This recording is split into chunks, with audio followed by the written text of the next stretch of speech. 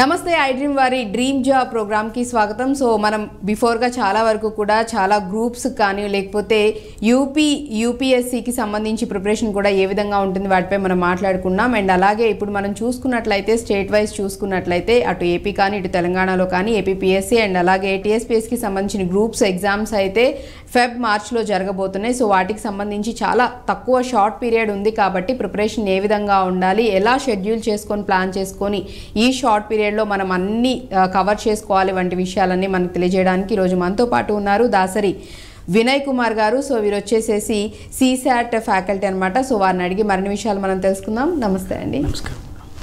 So ఇప్పుడు వచ్చేసేసి మనకి టీఎస్పీఎస్సికి సంబంధించి నోటిఫికేషన్ కూడా ఆల్రెడీ డేట్స్ కూడా అనౌన్స్ చేయడం జరిగింది. ఫెబ్ అండ్ మార్చ్లో జరగబోతున్నాయి కాబట్టి సో గ్రూప్స్కి ఏ విధంగా ప్రిపేర్ అవ్వాలి అండ్ ఎలా స్టెప్ బై స్టెప్, ఎందుకంటే చాలా తక్కువ టైం ఉంది. ఆల్రెడీ ప్రిపేర్ అవుతున్న వాళ్ళకి కానివ్వండి లేకపోతే మ్యాక్సిమం ఎన్నో ఇయర్స్ నుంచో లేకపోతే లాంగ్ టర్మ్లోనే ప్రిపరేషన్ అనేది ఉంటుంది కాబట్టి ఈ షార్ట్ పీరియడ్లో ఎట్లా మనం షెడ్యూల్ చేసుకోవాలి అండ్ ఏ విధంగా ప్రిపేర్ అవ్వాలి? సో ముందుగా అందరికీ నమస్కారం అండి. ఓకే. సో ఫస్ట్ ఇప్పుడు మన తెలుగు స్టేట్స్లలో చూసినట్టయితే ఒక గవర్నమెంట్ జాబ్ అనే ఒక ఫెస్టివల్ జరుగుతుంది మెయిన్గా చూసినట్టయితే. సో తెలంగాణలో ఆల్రెడీ నోటిఫికేషన్స్ వచ్చాయి. సో ఏపీలో అయితే రీసెంట్గా నోటిఫికేషన్ ఇచ్చారు. అంటే ఈ రెండు స్టేట్స్లలో గ్రూప్ 2 కానీ గ్రూప్ 1 కానీ ప్రిపేర్ అయ్యే వాళ్ళకి కంబైన్డ్గా ప్రిపేర్ అయినట్టయితే, అంటే తెలంగాణలో చదివే వాళ్ళు ఏపీలో జాబ్ కొట్టాలనుకునే వాళ్ళు లేకపోతే ఏపీ నుండి తెలంగాణలో జాబ్ కొట్టాలనుకునే వాళ్ళకి ఒక కంబైన్డ్ స్టడీ అనేది ఒకటి ఇంపార్టెంట్ ఉంటుంది. అంటే ఈ స్టేట్ ఎగ్జామ్లో ఏ సిలబస్ ఉందో ఈ తెలంగాణలో ఉన్న స్టేట్ ఎగ్జామ్లో కూడా ఒక 70% వరకు సేమ్ సిలబస్ ఉంటుంది, ఒక 30% రీజనల్ సిలబస్ ఉంటుంది. సో ఇప్పుడు ఏపీకి సంబంధించి చూసినట్టయితే APPSC Andhra Pradesh state public service commission group 1 group 2 అను 2 నోటిఫికేషన్స్ ఇచ్చాయి. అయితే APPSC group 1, APPSC group 2. So APPSC group 2 exam ఫిబ్రవరిలో ఉంది, ఫిబ్రవరి 25th. గ్రూప్ 1 అనేది మార్చ్లో ఉంది ఎగ్జామ్. అయితే ఈ ఏపీపీఎస్సి గ్రూప్ 1 ఎలా ఉంటుంది, ఈ ఏపీపీఎస్సి గ్రూప్ 1 గురించి ఎలా ప్రిపేర్ కావాలి, ఆ ప్రిపరేషన్లో లోటుపాట్లను ఎలా అధిగమించాలనేది మనం ఇక్కడ చూద్దాం మేడం. ఫస్ట్ ఏపీపీఎస్సి గ్రూప్ 1లో మనకు స్క్రీనింగ్ టెస్ట్ అని ఉంటుంది. అదే తెలంగాణలో చూసినట్టయితే ఒకటే పేపర్ ఉంటుంది 150 మార్క్స్కి. కానీ ఇక్కడ ఏపీపీఎస్సి గ్రూప్ 1లో స్క్రీనింగ్ టెస్ట్ ఉంటుంది. అందులో 2 పేపర్లు ఉంటాయి, పొద్దునకు ఎగ్జామ్ ఉంటుంది, మధ్యాహ్నంకు ఎగ్జామ్ ఉంటుంది. ఒక పేపర్కి 120 మార్క్స్ ఉంటాయి, 120 మినిట్స్ ఉంటాయి. 120 మినిట్స్. సో సెకండ్ పేపర్ కూడా 120 మార్క్స్ ఉంటాయి, 120 మినిట్స్ ఉంటాయి. ఓకే. సో నెగిటివ్ మార్క్ ఉంటుంది 1/3. సో స్టూడెంట్స్ అందరు చూడాల్సింది ఏంటంటే 1/3 నెగిటివ్ మార్కింగ్ అనేది ఇంపార్టెంట్. అంటే అందరు ఏం చేస్తారంటే మనకు నెగిటివ్ మార్కింగ్ లేకపోతే వాళ్ళు ఏం చేస్తారంటే అన్ని క్వశ్చన్స్ బబ్లింగ్ చేస్తారు, 120 క్వశ్చన్స్. నెగిటివ్ మార్కింగ్ ఉంది కాబట్టి మనం ఏం చేయాలంటే మనకు గన్ షాట్ వచ్చిన ఆన్సర్స్ని మనము బబుల్ చేయాల్సి ఉంటుంది. సో ఈ ఏపీపీఎస్సి గ్రూప్ 1లో మనకు పేపర్ 1, పేపర్ 2 ఉంది. సో పేపర్ 1లో మనకు history, polity, Indian economy, AP economy, so వీటి రిలేటెడ్ ఉంటాయి, జాగ్రఫీ, వీటి రిలేటెడ్ మనకు 120 క్వశ్చన్స్ ఉంటాయి, 120 మార్క్స్. సో నెక్స్ట్ పేపర్ 2 చూసినట్టయితే మనకు mental ability and science and technology ఉంటుంది paper 2. So science and technology అనేది మనకు చాలా ఇంపార్టెంట్ ఇక్కడ. సో 60 మార్క్స్ వస్తాయి, అంటే 120 మార్క్స్ అవుతాయి మనకు. సో నెక్స్ట్ ఇది స్క్రీనింగ్ టెస్ట్. ఈ స్క్రీనింగ్ టెస్ట్లో మనకు 1:50 రేషియోలో తీస్తారు ఆస్పిరెంట్స్ని మెయిన్స్కి. సో మెయిన్స్కి వచ్చి చూసినట్టయితే మనకు మెయిన్స్లో 2 క్వాలిఫైయింగ్ పేపర్స్ ఉంటాయి. యూపీఎస్సిలో ఏ విధంగా క్వాలిఫై పేపర్స్ ఉన్నాయో ఇక్కడ కూడా అదే సేమ్ విధంగా క్వాలిఫైయింగ్ పేపర్స్ ఉంటాయి. నెక్స్ట్ తర్వాత 5 పేపర్స్ ఉంటాయి. ఓకేనా. ఆ 5 పేపర్స్కి మనము 3 hours టైం ఇస్తారు. 5 అవర్స్కి 3 hours టైం ఇస్తారు, 180 minutes ఇస్తారు. ఒక్కొక్క పేపర్కి 150 మార్క్స్ ఉంటుంది. ఈచ్ పేపర్కి 150 మార్క్స్. అంటే 150 × 5 750 ప్లస్ మనకి పర్సనాలిటీ టెస్ట్ అంటే ఇంటర్వ్యూ ఉంటుంది అన్నట్టు, దానికి 75 మార్క్స్ ఉంటాయి. అంటే టోటల్ కలిపి 825 మార్క్స్కి ఏపీపీఎస్సి గ్రూప్ అని ఉంటుంది. అయితే ముందు మనము స్క్రీనింగ్ టెస్ట్ పాస్ అవ్వాలి.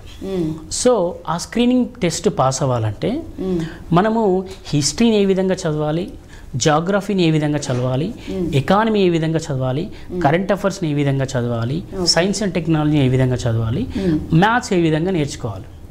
సో ఇవన్నీ సవాళ్ళు అనేటివి ఒక ఆస్పిరెంట్ ముందు ఉంటాయి. సో ఆస్పిరెంట్స్ ఈ సవాళ్ళని ఎదుర్కొని ఎగ్జామ్ రాయాల్సి ఉంటుంది. రైట్. ఇక్కడ ఇంకొక క్వశ్చన్ కూడా మిమ్మల్ని అడగాలి. యాక్చువల్లీ యూపీఎస్సీ దానికంటే మనకి హిందీ, ఇంగ్లీష్ ఉంటుంది ప్రిలిమ్స్ లో, అండ్ తర్వాత వచ్చేసి ఆప్షన్స్ కింద ఉంటుందని చెప్పారు. సో కమింగ్ టు దీనిలోకి వచ్చినట్లయితే కనుక మనం గ్రూప్స్ విషయానికి వచ్చినట్లయితే ఏపీపీఎస్సీ కానివ్వండి లేకపోతే టీఎస్పీఎస్సీలో కానివ్వండి, సో అగైన్ మళ్ళీ ఇక్కడ ఇంగ్లీష్ లో అలా ఉంటుందా లేకపోతే లాంగ్వేజ్ వైజ్ క్వశ్చన్ అనేది ఇంగ్లీషు తెలుగులో ఉంటుంది మేడం. ఓకే. బట్ ఆస్పిరెంట్స్ గుర్తుపెట్టుకుంటే ప్రామాణికం అనేది ఇంగ్లీష్లో తీసుకుంటారు. ఓకే. సో వీటి గురించి చాలా కేసెస్ జరిగాయి, చాలా ఇష్యూస్ కూడా జరిగాయి. ఓకే. సో ప్రామాణికం అనేది ఇంగ్లీష్ క్వశ్చన్, అంటే ఇంగ్లీష్లో తెలుగులో టైపింగ్ ఎర్రర్స్ ఉంటాయి కొన్ని. సో అప్పుడు ఇంగ్లీష్ క్వశ్చన్ అనేది ప్రామాణికంగా తీసుకుంటారు. ఓకే. సో అంటే ఒకవేళ మనకి తెలుగుది కొంచెం డౌట్ఫుల్ గా ఉందంటే మనం ఇంగ్లీష్ కన్ఫర్మ్ చేసుకుంటాం. సో దాన్ని బేస్ చేసుకొని మనం ఆన్సర్ అనేది దాన్ని బేస్ చేసుకొని ఆన్సర్ అనేది చేయాల్సి ఉంటుంది. అయితే ఇప్పుడు preparation, coming to preparation. Okay. So ప్రిపరేషన్కి వస్తే మనకి history, geography, economy, polity, science and technology, mental ability, వీటన్నింటికి ఒక షెడ్యూల్ వేసుకోవాల్సి ఉంటుంది. అంటే మనకు టైం అనేది చాలా తక్కువ ఉంది. ఇప్పుడు జనవరి ఫిబ్రవరి అంటే ఆల్మోస్ట్ ఒక 1 మంత్ ఉంది. సో ఈ 1 మంత్లో హార్డ్లీ 1 మంత్ అంటే ప్రిపరేషన్ స్టార్ట్ చేశారు 3 మంత్స్ ముందు నుంచి, 2 మంత్స్ నుంచి. సో ఈ 2 మంత్స్లో ఈ 1 మంత్లో ఎలా ప్రిపేర్ కావాలి సార్, అది ఒక డౌట్ అందరికీ రేజ్ అయిపోయింది. షార్ట్ పీరియడ్ ఉంది, సో ఇక్కడ మీరు అయిపోతూ ఉంటారు. సో ఇక్కడ మీరు అబ్జర్వ్ చేసుకుంది ఏంటంటే ఆస్పిరెంట్స్ ఎవరైనా కూడా మీరు మీ ఏ చాప్టర్ లేకపోతే ఏ సబ్జెక్ట్లో మీరు స్ట్రాంగ్ అనుకుంటారో ఆ సబ్జెక్ట్ని తొందరగా రివైజ్ చేసి పక్కకు పెట్టేసేయండి ఫస్ట్. ఓకే. సో అది ఎప్పుడంటే మళ్ళీ ఎగ్జామ్ ముందు రివైజ్ చేయాలి. ఓకే. సో ఇప్పుడు మీరు ఏ సబ్జెక్ట్ వీక్ అనుకుంటున్నారో ఆ సబ్జెక్ట్ని కొంచెం తరోగా వెళ్ళండి. ఓకే. కొంచెం ఎక్కువ టైం కేటాయించాలి. ఫర్ ఎగ్జాంపుల్ యూపీఎస్సీ ఆస్పిరెంట్స్కి అయితే ఏపీ జాగ్రఫీ, ఏపీ ఎకానమీ, లేకపోతే ఏపీ హిస్టరీ లాంటివి కొంచెం ఇబ్బంది అనిపిస్తాయి. ఓకే. సో అలాంటప్పుడు ఏం చేయాలి, మనకు ఆల్రెడీ యూపీఎస్సీ ప్రిలిమ్స్ ఉంది ఇప్పుడు నెక్స్ట్ కమింగ్ మళ్ళీ. సో అగైన్ మళ్ళీ సారీ టు ఇంటరప్ట్ యూ, మళ్ళీ ఇంకొక డౌట్ కూడా ఇక్కడ చాలా మందికి వస్తూ ఉండొచ్చు. అంటే యూపీఎస్సీకి ప్రిపేర్ అయి ఉన్న వాళ్ళు అగైన్ ఈ టీఎస్పీఎస్సీకి కానీ ఏపీపీఎస్సీకి కానీ అంటే ఆ ప్రిపరేషన్ అనేది వీటికి యూజ్ అవుతుందా, హెల్ప్ అవుతుందా అనే డౌట్ కూడా ఉంటుంది. సో అది ఒకసారి క్లాస్. సో యూపీఎస్సీ ప్రిపేర్ అయిన వాళ్ళు ఏపీపీఎస్సీ, టీఎస్పీఎస్సీ ఏ ఎగ్జామ్ ప్రిపేర్ అయినా కూడా 70% ప్రిపరేషన్ సేమ్ ఉంటుంది. ఓకే. 70% వరకు. సో రిమైనింగ్ 30% ఎక్కడ ప్రాబ్లం వస్తుందంటే రీజనల్గా చదువుకోవాలి మేము. అంటే మనము స్టేట్కు సంబంధించిన ఎగ్జామ్స్ రాస్తున్నాం కాబట్టి మన రాష్ట్రంలో ఏమేమి జరుగుతున్నాయో తెలుసుకోవడం అనేది ఇంపార్టెంట్. ఓకే. సో మన రాష్ట్రానికి సంబంధించిన క్వశ్చన్స్ వస్తాయి, అవి ఒక 30% క్వశ్చన్స్ ఉంటాయి, 30 to 40% క్వశ్చన్స్. ఆ 30 to 40% నేర్చుకోవాలి. ఎగ్జాంపుల్ ఇండియన్ ఎకానమీ ఉంటుంది, ఏపీ ఎకానమీ ఉంటుంది. మనం ఇండియన్ ఎకానమీ అయితే జీడిపి అంటాము, ఇక్కడైతే జిఎస్డిపి అంటాము. Okay. Gross state domestic project అని అంటాము. ఓకే. సో మీరు ఇండియన్ ఎకానమీ చదివారు కాబట్టి మీకు ఆల్రెడీ వాటి మీద ఒక ఐడియా ఉంటుంది, వాట్ ఈస్ జీడిపి అవన్నీ. సో ఇక్కడ కూడా చదువుతాం మనం. ఓకే. సో అంత టఫ్ అనిపించదు, ఆల్రెడీ ఒక ఐడియా ఉంటుంది కాబట్టి. సో ఏపీ హిస్టరీ అనుకోండి, శాతవాహనకు, ఇక్ష్వాకు, షైనా లేకపోతే విష్ణుకుండిస్ ఎవరైనా కూడా చదివేటప్పుడు మనం ఆల్రెడీ ఇండియన్ హిస్టరీలో ఏదో ఒక దగ్గర చదువుతాం, ఇక్కడ కూడా చదువుతాం మళ్ళీ, అంటే ఇబ్బంది ఉండదు, కనెక్టివిటీ ఉంటుంది. నెక్స్ట్ ఏపీ జాగ్రఫీ అనుకోండి, ఏపీ జాగ్రఫీ చదివేటప్పుడు మనము ఇండియన్ జాగ్రఫీ చదివేటప్పుడు నల్లమల్ల ఫారెస్ట్ గురించి కూడా చదువుతాం, ఇక్కడ కూడా చదువుతాం. కానీ ఇక్కడ పర్టికులర్గా ఏంటంటే state with in the state particular ఒక డిస్టిక్ లో ఫారెస్ట్ ఎక్కువ ఇక్కడ ఉంది, ఒక డిస్టిక్ లో ఎక్కువ తక్కువ ఉంది. సో వాటి గురించి మనం ఎక్కువ చదువుతాం. సో అప్పుడు ఏమైతే అంటే ఆస్పిరెంట్ యూపీఎస్సీ చదివిన వాళ్ళకి ఇది కొంచెం ఇబ్బందిగా వాళ్ళు ఫీల్ అవుతారు అన్నట్టు. ఫీల్ కాకుండా ఏం చేయాలంటే మనకు మీరు ఆల్రెడీ 70% చదివారు, ఇంకో 30% చదవడంలో ఇబ్బంది ఏముండదు. సో ఇక్కడ ఇంకొక ప్రాబ్లం ఏంటంటే మేడం, ఆర్ట్స్ బ్యాక్గ్రౌండ్ ఆస్పిరెంట్స్ కి మ్యాథ్స్ ఒక ప్రాబ్లం ఉంటుంది మళ్ళీ. ఓకే. ఆర్ట్స్ వాళ్ళకి ఆర్ట్స్ పక్కా ప్రాబ్లం ఉంటుంది అది. సో వాళ్ళు ఏం చేయాలంటే ఈ 1 month పీరియడ్లో మీరు ఎక్కువ రీజనింగ్ మీద ఎక్కువ ఫోకస్ చేయండి. రీజనింగ్ తొందరగా నేర్చుకోవచ్చు అర్థమెటిక్ కంటే. ఓకే. సో అర్థమెటిక్లో కొన్ని టిప్స్ ఉంటాయి, అవి మీకు తెలిసిన సార్ దగ్గరనో లేకపోతే స్టూడెంట్ దగ్గరనో నేర్చుకోండి. రీజనింగ్ తొందరగా నేర్చుకుంటే ఏమవుతుందంటే మీరు మార్క్స్ స్కోర్ చేయడానికి ఉంటారు. అంటే something is better than nothing అన్నట్టు. సో ఎన్నో కొన్ని మార్క్స్ వచ్చినా కూడా మీరు బయటపడవచ్చు 1:50 రేషియోలో. సో మీ ప్రిపరేషన్ స్ట్రాటజీ అనేది ప్లానింగ్ ఉండాలి. డైలీ 8 hours అవుతారా 10 hours అవుతారా అది మీ మెదడు మీద ఆధారపడి ఉంటుంది. మన మెదడు ఎంత యాక్సెప్ట్ చేస్తే అంత చదవాలి. ఎక్కువ చదివినా కూడా యాక్సెప్ట్ చేయదు.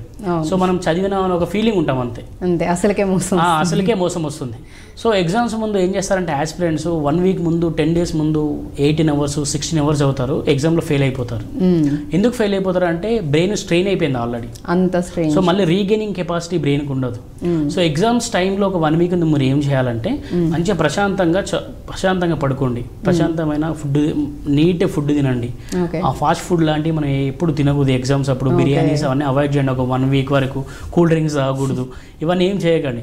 సో దానివల్ల ఏంటంటే హెల్త్ అప్సెట్ అయింది అనుకోండి, మన ఎగ్జామ్ సరిగ్గా రాయలేము, కాన్సన్ట్రేట్ చేయలేము. కాబట్టి సో ఇవి కూడా చిన్న చిన్న విషయాలే అందరికి ఐ థింక్ తెలిసినవైనా, బట్ స్టిల్ ప్రతి ఒక్కళ్ళు కూడా మళ్ళీ గుర్తు చేసుకోవాల్సిందే, ఖచ్చితంగా గుర్తు పెట్టుకోవాలి.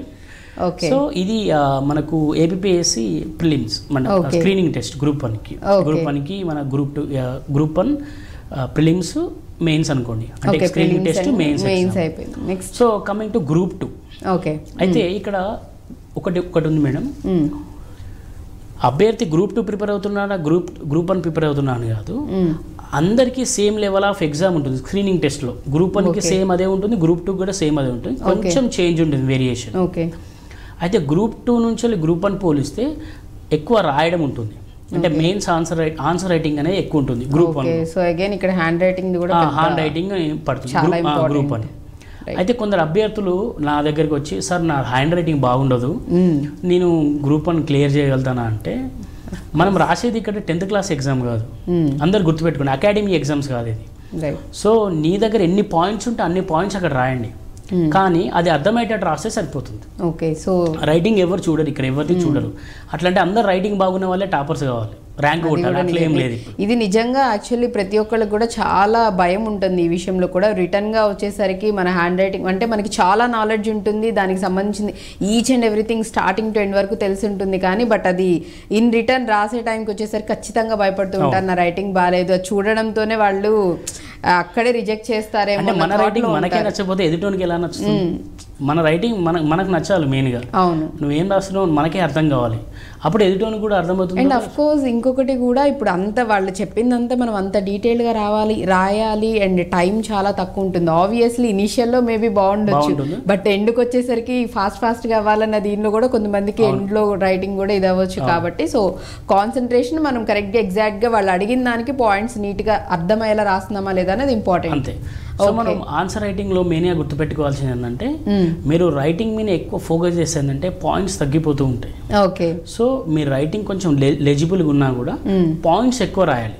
సో పాయింట్స్ రూపంలో ఎక్కువ రాస్తే ఎవరు కరెక్షన్ చేస్తారో అతనికి, అంటే లైక్ పేరాల్ కాకుండా పాయింట్స్ ప్రకారం రాయాలి. ఇంట్రొడక్షన్ ఒక 2-3 lines లో రాసేసి, సో మిగతా ఈ లైన్స్ ప్రకారం రాస్తే వాళ్ళకు చాలా ఈజీగా వాళ్ళకి ఓకే అసలు ఏం రాశారు అనేది కూడా అర్థమవుతుంది. రైట్. సో ఇంకోటి ఏ క్వశ్చన్ కైనా కూడా కంక్లూజన్ అనేది ఇంపార్టెంట్. ఓకే. అంటే మనం ఇంట్రొడక్షన్ ఇస్తాం ఒక క్వశ్చన్ కి, దానికి కంక్లూజన్ కూడా ఇవ్వాలి. రైట్. సో మనం ఒక మూవీ చూస్తున్నాము, లాస్ట్ లో మనకు ఒక కంక్లూజన్ వస్తుంది. సో కొన్ని మూవీస్లలో ముందే చూపెడతారు స్టోరీ, సో లాస్ట్ కు ఒకటి ఎండ్ చూపెడతారు. సో అలానే ప్రతి క్వశ్చన్ కి మనము ఇంట్రొడక్షన్ ఉండాలి, కంక్లూజన్ ఉండాలి, ఆ మధ్యలో డీటెయిల్డ్ గా రాయాలి. అది దట్టు అవి కూడా పాయింట్స్ కింద రాయాలి మధ్యలో రాసేవి. సో ఇంట్రొడక్షన్ ఉండాలి అండ్ ఫినిషింగ్ ఉండాలి. సో ఇది గ్రూప్ 1 మెయిన్స్ కి గ్రూప్ 1 సంబంధించి. సో గ్రూప్ 2 కి వచ్చామనుకోండి మేడం, సో గ్రూప్ 2 కూడా సేమ్ స్క్రీనింగ్ టెస్ట్ ఉంటుంది. సో గ్రూప్ 2లో మనకు 150 మార్క్స్కి స్క్రీనింగ్ టెస్ట్ ఉంటుంది, 150 మార్క్స్. సో అందులో మొత్తము 5 సెక్షన్స్ ఇచ్చాడు, అంటే 5 పార్ట్స్ ఇచ్చాడు. అందులో ఒక్కొక్క పార్ట్కి 30 marks. For example Indian history. So Indian హిస్టరీలో మనకేముంటాయంటే యాన్షియంట్ హిస్టరీ ఉంటుంది, మిడివల్ హిస్టరీ ఉంటుంది, మోడర్న్ హిస్టరీ ఉంటుంది. ప్రాచీన మధ్యయుగ భారతదేశం యొక్క చరిత్ర ఉంటుంది మనకు. ఓకే. అయితే ఇవి 30 మార్క్స్ అన్నట్టు. అయితే ఈ 3 పార్ట్స్లో ఈ 30 మార్క్స్ ఎందులోకి వెళ్ళి ఎక్కువ వస్తాయి సార్ అని అడిగితే మనకు డౌట్ ఉంటే ఎక్కువ మోడర్న్ హిస్టరీ నుండి వస్తాయి మనకు. మోడర్న్ హిస్టరీ అనేది చాలా ఇంపార్టెంట్. ఓకే, దాని మీద ఎక్కువ ఫోకస్ చేయాలి అభ్యర్థులను. అంటే టైం తక్కువ ఉన్నప్పుడు, అంటే మనం టైం తక్కువ ఉన్నప్పుడు ఎగ్జామ్ ఎలా క్రాక్ చేయలేమని అది కూడా ఇంపార్టెంట్. సో కొందరు జాబ్ చేసుకుంటే ప్రిపేర్ అవుతారు, వాళ్ళకి టైం తక్కువ ఉంటుంది. సో అలాంటప్పుడు స్క్రీనింగ్ టెస్ట్ కాబట్టి వాళ్ళు ఏం చేయాలంటే క్వాలిఫైయింగ్ టెస్ట్ కాబట్టి ఏ పార్ట్ మీద ఎక్కువ ఫోకస్ చేస్తే మనకు మార్క్స్ వస్తాయో చూడాలి. సో రెండోది మనకు current affairs. So current affairs అందరూ మ్యాగజైన్స్ మీద ఎక్కువ ఫోకస్ చేస్తారు. మ్యాగజైన్స్ కాదండి, ఇప్పుడు టైం లేదు కాబట్టి చెప్తున్నాను. టైం ఉన్నాయి అంటే కోచింగ్ తీసుకునే అభ్యర్థులకు ఏంటంటే న్యూస్ పేపర్ చదవండి రోజు.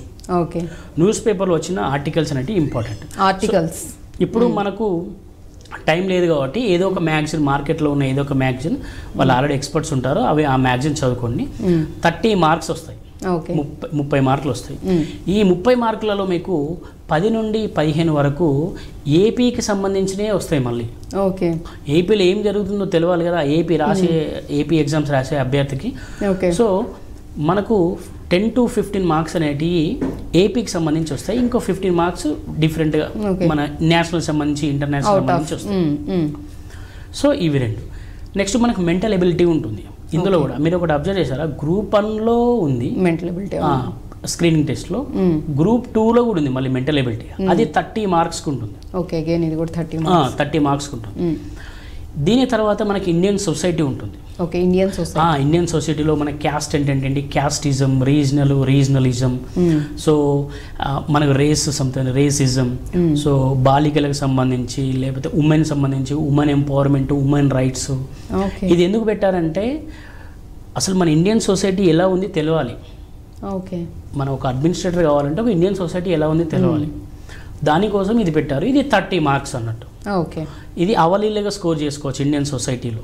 ఎవరికి మ్యాథ్స్ ఎక్కువ టఫ్ అనుకుంటున్నారో వాళ్ళకి కొంచెం ఇండియన్ సొసైటీ, సో మ్యాథ్స్ లో కొంచెం ఏమైనా డౌట్ఫుల్ గా ఉన్నా దీనిలో మనం అది స్కోర్ చేసుకోవచ్చు, ఇందులో స్కోర్ చేసుకోవచ్చు. సో మనకి 120 మార్క్స్ అయిపోయి ఇప్పటికి. ఇంకొక 30 మార్క్స్ ఏముంటాయి మేడం అంటే జాగ్రఫీ, ఫిజికల్ జాగ్రఫీ.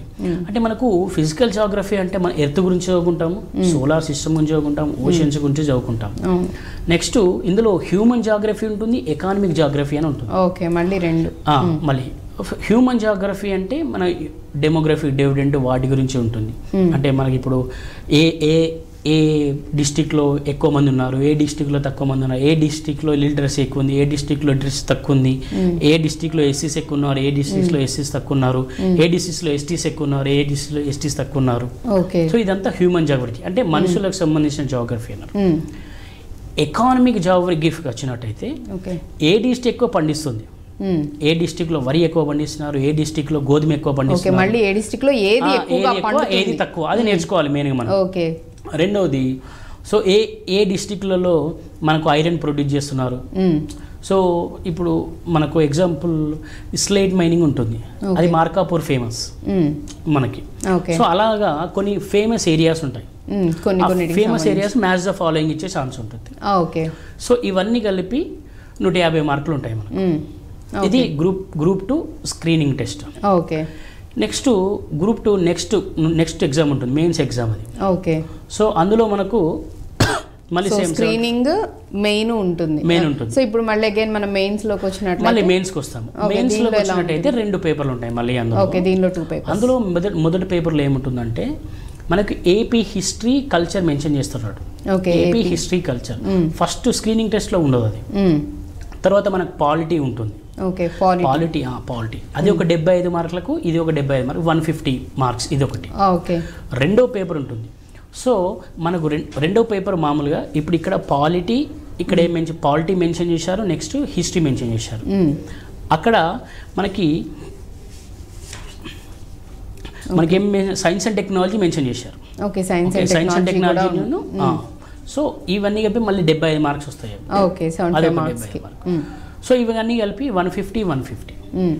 సో వీటిలో ఇప్పుడు ఈ మెయిన్స్లో ఎవరు క్వాలిఫై అవుతారో వాళ్ళు మళ్ళీ కంప్యూటర్ ఎగ్జామ్ రాయాల్సి ఉంటుంది. ఓకే, ఆ కంప్యూటర్ ఎగ్జామ్లో క్వాలిఫై అయిన వాళ్ళకి జనరల్ లిస్ట్ ఒకటి తీస్తారు, అందులో కంప్యూటర్ ఎగ్జామ్ అది క్వాలిఫైయింగ్ టెస్ట్ ఓన్లీ, అది పక్క క్వాలిఫై కావాలి. సో క్వాలిఫై కాకపోతే ఇందులో క్వాలిఫై అయిన వాళ్ళు కూడా జాబ్ కూడా రాదు.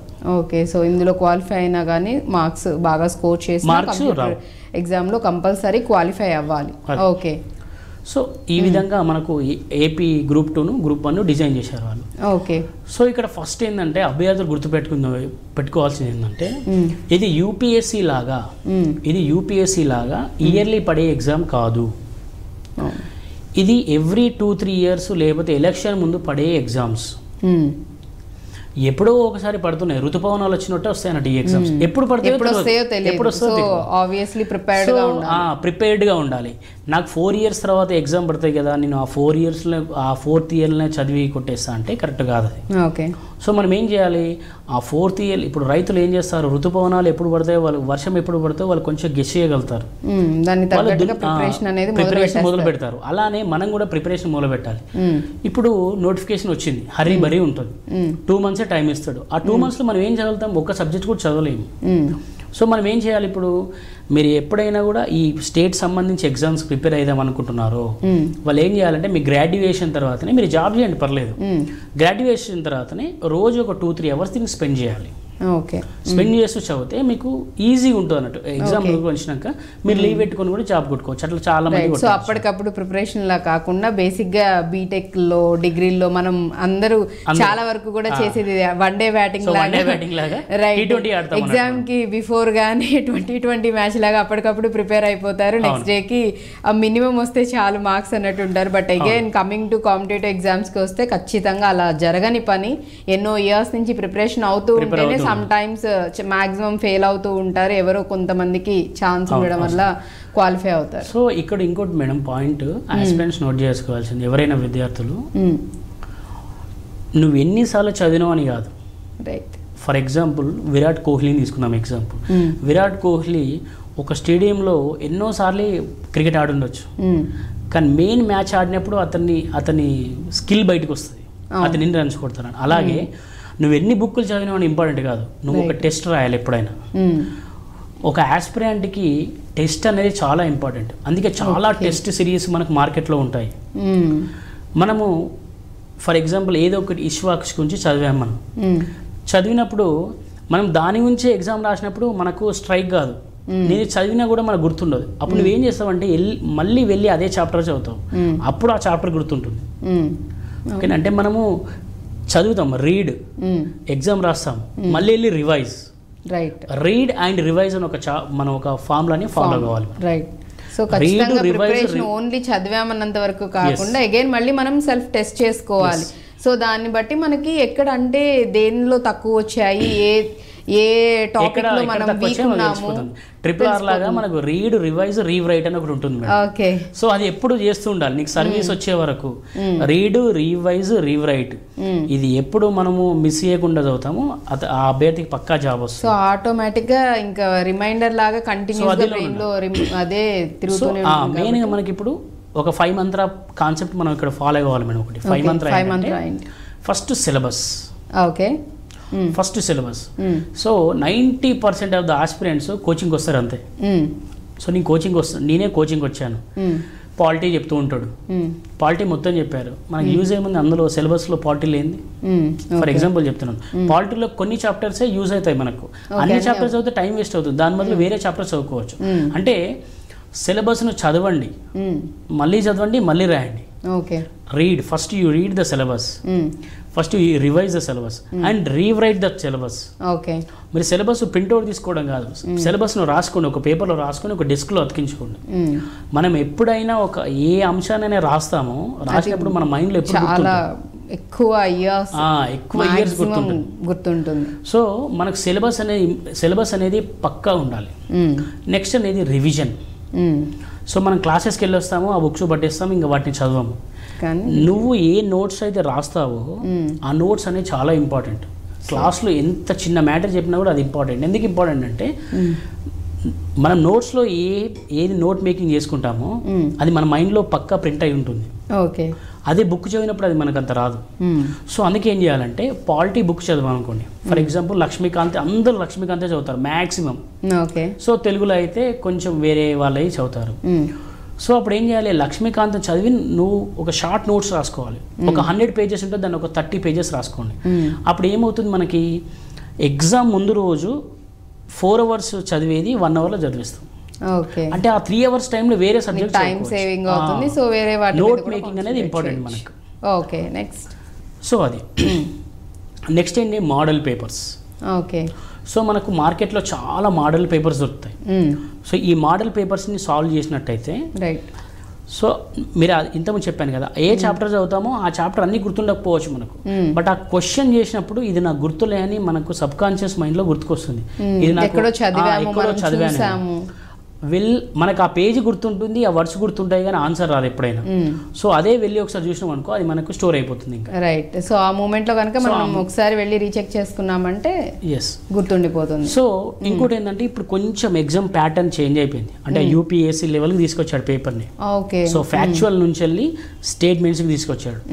ఇంతకుముందు ఒక క్వశ్చన్ ఇచ్చేది, 4 ఆప్షన్స్ ఇచ్చేది, అంటే ఫ్యాక్చువల్ ఇన్ఫర్మేషన్. ఇప్పుడు అలా కాదు, 4 స్టేట్మెంట్స్ ఇస్తున్నాడు. A and B, B and C, A C D, all the above అట్లా ఇస్తున్నాడు. సో టైం తక్కువ ఉంటుంది, క్వశ్చన్స్ ఎక్కువ ఉంటున్నాయి, ఎక్కువ స్టేట్మెంట్స్ ఉంటున్నాయి. దీనివల్ల చాలా మంది క్వాలిఫై కాలేకపోతున్నారు. సో దీనికి సొల్యూషన్ ఏంటి సార్ అంటే, ప్రాక్టీస్. ఓకే. ఎక్కువ క్వశ్చన్స్ని ఎంత స్పీడ్గా చదవాలో నేర్చుకోవాలి. అంటే మనం ఎక్కువ క్వశ్చన్స్ ప్రాక్టీస్ చేసినప్పుడు మనకి ఏం తెలుస్తుందంటే, ఫర్ ఎగ్జాంపుల్ ఆప్షన్స్లో ఏ అండ్ బి ఉంది, బి అండ్ సి ఉంది, నెక్స్ట్ ఏ అండ్ సి ఉంది, ఆల్ ద ఎబో ఉంది. సో మనకు 4 ఆప్షన్స్ ఇచ్చారనుకోండి, అందులో డి అనే ఆప్షన్ లేదు. ఆ డి ఆప్షన్ ముందు ఆ డి అనే ఆప్షన్ చదవాలి. ఒకవేళ డి అనే ఆప్షన్ రాంగ్ ఉందనుకోండి, అంటే లాస్ట్ ఆప్షన్ ఎగిరిపోయినట్టే ఇంకా. సో ఎలిమినేషన్ మెథడ్ అంటారు దీన్ని. ఓకే. సో అట్లా ఈజీగా మనం చూస్ చేసుకోవడానికి సో ఏది అనేది మనం చేసుకోవచ్చు. రైట్. సో ఇంకొకటి ఏంటంటే, బుక్స్ అనేది చాలా ఇంపార్టెంట్ మేడం. ఓకే. ఇప్పుడు అందరూ ఏం చేస్తారంటే, ఆస్పిరెంట్స్ అక్కడ మీరు చూస్తే హిస్టరీకి ఇన్ని బుక్స్ ఉంటాయి, పాలిటిక్ ఇన్ని బుక్స్ ఉంటాయి, ఎకానమీకి ఇన్ని బుక్స్ ఉంటాయి, అవి అలా ఉంటాయి. ఎప్పుడు చదవాలి, షార్ట్ పీరియడ్ లో. We are not here to make PhD, we are here to crack a job. మనం ఒక జాబ్ను క్రాక్ చేయాలి. సో జాబ్ను క్రాక్ చేయాలంటే ఆ జాబ్కు క్రాక్ చేయాల్సిన స్కిల్స్ నేర్చుకుంటే సరిపోతుంది. మనం ఇప్పుడు ఫ్యాకల్టీ కావడం రాలేక ఇక్కడ ఆస్పిరెంట్స్ అందరూ. సో హిస్టరీకి ఒక బుక్ ఉంటుంది, ఆ బుక్ చదవండి, ఒక 10 సార్లు చదవండి, 100 సార్లు చదవండి, మోడల్ పేపర్స్ చేయండి, సరిపోతుంది. నెక్స్ట్ ఇంకొకటి, ఇండియన్ ఎకానమీకి సంబంధించి ఒక బుక్ చదవండి. సో మోడల్ పేపర్స్ ప్రాక్టీస్ చేస్తూ ఉండండి. 100 బుక్స్ 100 సార్లు చదవడం కాదండి, ఒక బుక్ను 100 సార్లు చదివితే సరిపోతుంది. ఓకే. సో ఏ బుక్ అయినా కూడా 75% 85% ఇన్ఫర్మేషనే ఉంటుంది. 100% ఏ బుక్ ఇన్ఫర్మేషన్ ఇవ్వదు. సో అది రైట్ వన్ అంటారు. రైట్ వన్ చూస్ చేసుకొని దాన్ని ఎక్కువ సార్లు చదువుకున్నట్లయితే, ఈ బుక్ చదవండి, ఆ బుక్ చదవండి అని చెప్పను. బెస్ట్ బుక్ మార్కెట్ లేదు ఉంటుందో అది మీకు తెలుస్తుంది కాబట్టి ప్రిపరేషన్ లో ఉన్న వాళ్ళకి. సో అది అట్లా ప్రిపేర్ అయితే సరిపోతుంది. సో ఈ 5 పాయింట్స్ అనేవి 5% ఇంపార్టెంట్. రైట్. ఈ వీటన్నిటికంటే ఒకటి ఇంపార్టెంట్ ఉంటుంది. ఓకే. అదేంటంటే కన్సిస్టెన్సీ. ఓకే. అంటే ఇప్పుడు ఎట్లా ఉంటారంటే ఆస్పిరెంట్స్ ఈరోజు బాగా చదువుతారు మేడం, ఒక 10 hours 12 hours చదువుతారు, నెక్స్ట్ రోజు 4 hours 3 hours చదువుతారు. అంటే అతని ఫీలింగ్ ఎలా ఉంటే, నేను పైన ప్రీవియస్ డే నేను బాగా చదివాను కదా, ఈ రోజు చదవడం ఎందుకు అనుకుంటారు. అలా కాదు, కన్సిస్టెన్సీ మెయింటైన్ చేయాలి, పంక్చువాలిటీ ఉండాలి. ఓకే. నువ్వు హార్డ్ వర్క్ అంటే ఎక్కువ స్మార్ట్ వర్క్ చేయాలి. అంటే హార్డ్ వర్క్ అంటే ఏంటి, ఒక బుక్ను చదువుతూ ఉండడం. స్మార్ట్ వర్క్ అంటే ఏంటి, నువ్వు చదివిన ఒక చిన్న నోట్స్ రాసుకోవడం.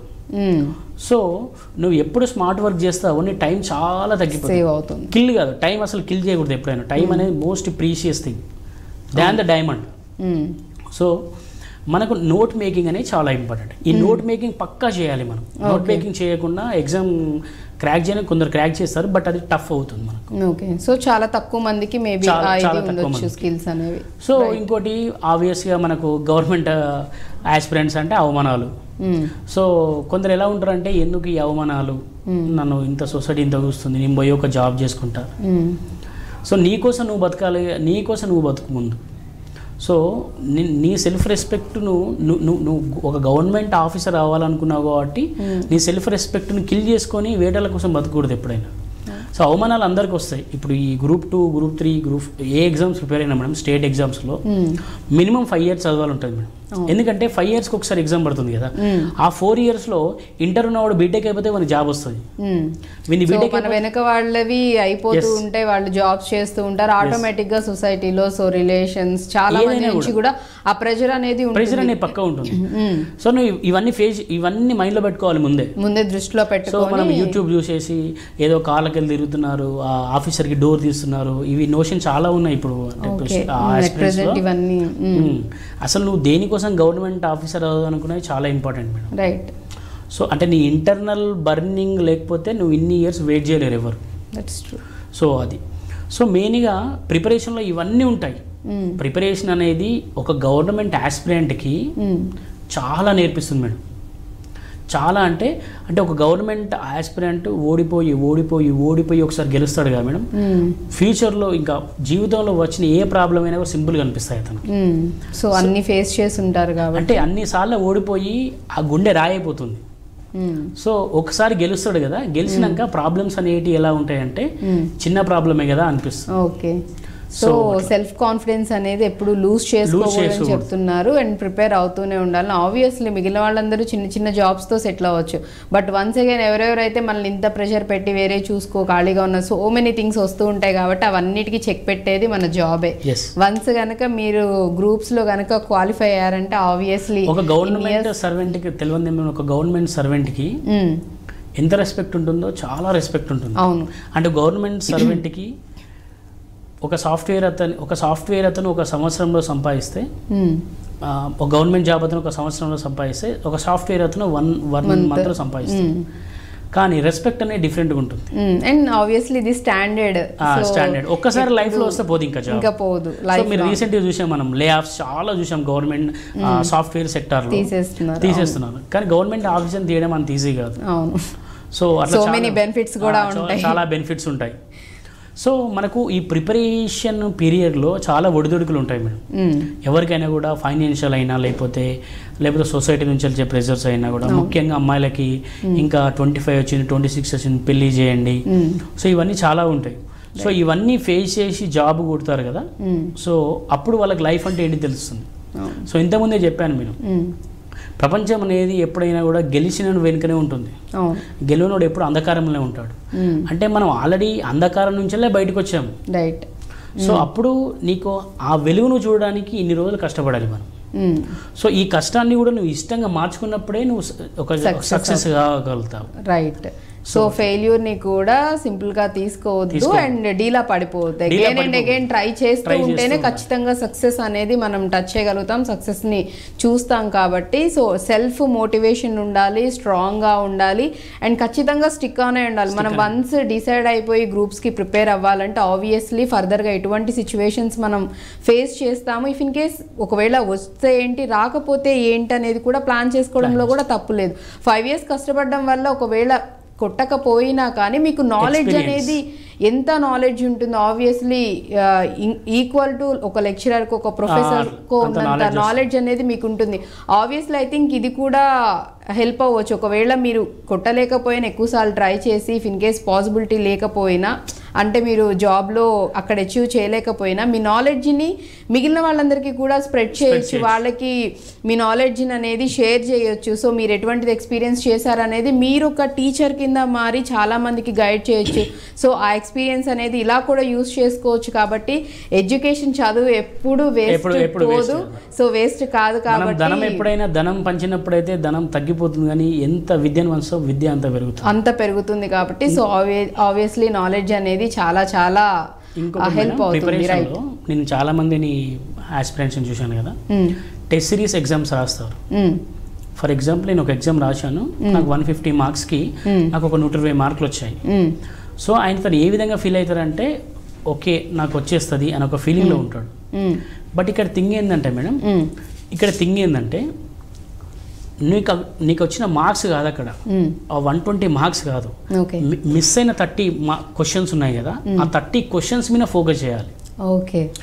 ఆ 30 క్వశ్చన్స్ ఎందుకు మిస్ అయ్యాను ఆలోచించాలి. అక్కడ వచ్చిన 120 మార్క్స్ గురించి ఆలోచించకూడదు ఎప్పుడు. 30 క్వశ్చన్స్ ఎందుకు మిస్ అయ్యి, ఎందుకు పెట్టలేకపోయాను, అంటే నా ప్రయత్నంలో లోపం ఉందా, లేకపోతే నేను ఏమైనా మిస్టేక్ చేశానా, కొన్ని క్వశ్చన్స్ ఏంటంటే వేగ్గా చూస్తాము, ఆన్సర్ పెడతాము.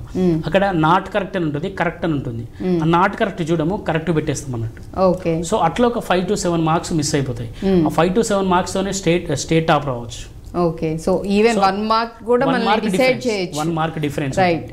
సో మనకు టెస్ట్ సిరీస్ రాయడం అనేది చాలా ఇంపార్టెంట్. ఆస్పిరెంట్స్ అందరు గుర్తుపెట్టుకోండి. ఇది మీ దగ్గర ఉన్న ఇన్స్టిట్యూట్స్లలో లేకపోతే ఆన్లైన్ చాలా ఉన్నాయి. ఇప్పుడు ఆన్లైన్లో ఎగ్జామ్స్ రాయండి. ఆన్లైన్ ఎగ్జామ్స్ రాసి అనలైజ్ చేయండి. మీకు వచ్చిన క్వశ్చన్ కూడా మీరు తప్పు పెడతారు. సో అప్పుడు దాన్ని అనలైజ్ చేసి ఎందుకు తప్పు చేశానో చూడండి. మీకు వచ్చిన మార్క్స్ని పట్టించుకోకండి. ఆ క్వశ్చన్ పేపర్ను ఆన్సర్ ఎక్స్ప్లెనేషన్ షీట్ని దగ్గర పెట్టుకొని ఆ ఎక్స్ప్లెనేషన్ షీట్ మొత్తం చదివినట్టయితే మనం ప్రిపరేషన్ అయిపోయినట్టు మేడం. ఒక్కసారి బుక్స్ చదివిన తర్వాత వాటిని పక్కకు పెట్టేసి నంబర్ ఆఫ్ టెస్ట్ రాయాలి మేడం. ఒక టాపర్ ఏం చేస్తాడంటే ఎప్పుడైనా ఒక బుక్ చదివేసి దాన్ని మొత్తం మైండ్లో పెట్టేసుకొని ఎగ్జామ్స్ రాస్తూ ఉంటాడు.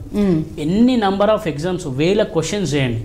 చేస్తే అప్పుడు మీకు క్వశ్చన్ ఏ విధంగా డీల్ చేయాలో అప్పుడు అర్థమవుతుంది. రైట్. సో ఏవైతే విజయ్ కుమార్ గారు మొత్తం పాయింట్స్ అన్నీ చెప్పారో, ప్రిపరేషన్ ఏ విధంగా ఉండాలి ఏంటనేది ఐ థింక్ ప్రతి ఒక్కరికి ఐ హోప్ చాలా చాలా హెల్ప్ అవుతుంది, యూజ్ అవుతుంది. ఖచ్చితంగా ఈ ప్యాటర్న్, ఈ విధానాన్ని ఫాలో అవ్వండి. అండ్ ఏవైతే పాయింట్స్ చెప్పారో ఎలా ప్రిపేర్ అవ్వాలి, వేటి మీద ఫోకస్ చేయాలని, సో అవన్నీ కనుక మీరు ప్రిపరేషన్లో మీరు ప్రిపేర్ అవుతున్నప్పుడు దృష్టిలో పెట్టుకొని కనుక ప్రిపేర్ అయినట్లయితే ఐ హోప్ ఖచ్చితంగా మీరు గ్రూప్స్లో క్వాలిఫై అవుతారు. సో ఐ హోప్ దట్ ప్రతి ఒక్కళ్ళు కూడా యూటిలైజ్ చేసుకుంటారు అనుకుంటూ before that thank you so much Vijay Kumar. Thank you. So all the group 1 and group 2 aspirants, Telangana వాళ్ళైనా కూడా ఏపీ వాళ్ళైనా కూడా అందరికీ సో ఆల్ ది బెస్ట్ అండి. మంచిగా ప్రిపేర్ అవ్వండి. ఒకటి గుర్తుపెట్టుకోండి అమ్మా, నేను మళ్ళీ చెప్తున్నాను, ఎప్పుడు కుంగిపోకండి. మీరు కుంగిపోకండి. సమాజం అనేది చాలా నేర్పిస్తుంది, చాలా నేర్చుకోండి. సో ప్రిపరేషన్ అనేది ఎట్టి పరిస్థితుల్లో ఆపకూడదు. అది మీకు ఎలాంటి ప్రాబ్లమ్స్ వచ్చినా కూడా ప్రిపరేషన్ ఆపకండి.